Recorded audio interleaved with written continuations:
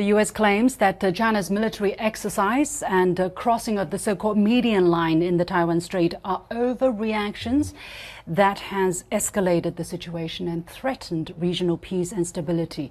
How do you look at that? It is the U.S. that is threatening peace and stability in the Taiwan Strait. Taiwan is a part of China's territory.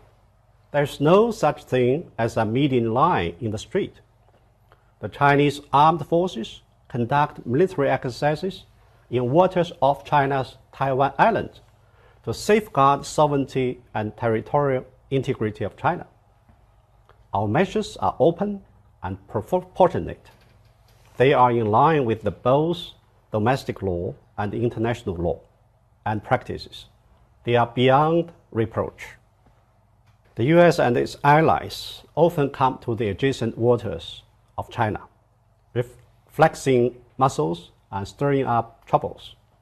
They conduct up to 100 military exercises each year.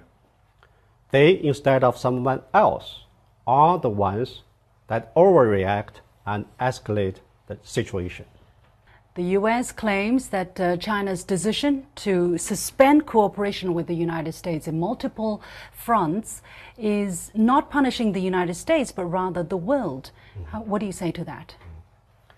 The U.S. cannot represent the whole world. China has warned the U.S.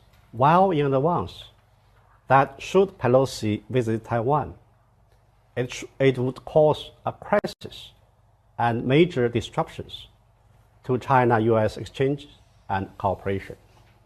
Unfortunately, the U.S. said ignore that and went ahead with the visit. The Taiwan question at the very heart of China's core interests. The United States, while undermining China's core interests, is asking for China's cooperation where they need it. What kind of logic is this? China's decision to cancel or suspend cooperation in some areas does not come without warning. We say what we mean and mean what we say. There is no reason why the U.S. should feel surprised or upset. Let me stress this. As a responsible major country, China will, as always, take an active part in international cooperation on climate change and other matters.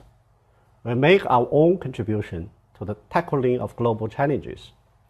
What the U.S. should do is to fulfill its international responsibilities and obligations. It should stop making excuses for its own mistakes. Some in the U.S. are comparing China's military drills this time with Russia's military actions in Ukraine, and they claim that these actions will be denounced by the international community. What is your response? Such a claim is ill-intentioned. The Taiwan question is entirely China's internal affair.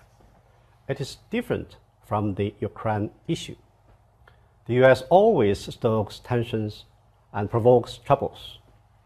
Preliminary numbers show that between the end of the Second World War and 2001, there were 248 armed conflicts in 153 regions across the world, among which 201 were initiated by the U.S. Since 2001, wars and military operations launched by the U.S. have resulted in over 800,000 deaths and tens of millions of displaced from home. After starting so many wars and killing so many civilians to preserve its hegemony, the U.S. is now creating troubles in the Taiwan Strait. How could we possibly allow this to happen? Finally, the U.S. claims that if China continues to take further countermeasures, the U.S. will be forced to respond, which may lead to a spiral of tension in the situation. What do you think will happen next?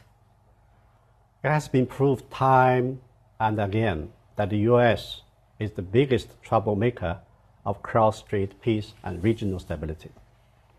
If the international community allows the U.S. to do what it wants, the UN Charter will be just a sheet of paper, and the law of jungle will prevail. In the end, it will be the developing countries that suffer. The Chinese people are not to be misled by fallacies or scared by evils, and will never waver in defending our core interests. We want to stress to the U.S., do not act recklessly and stop going further down on the doomed path.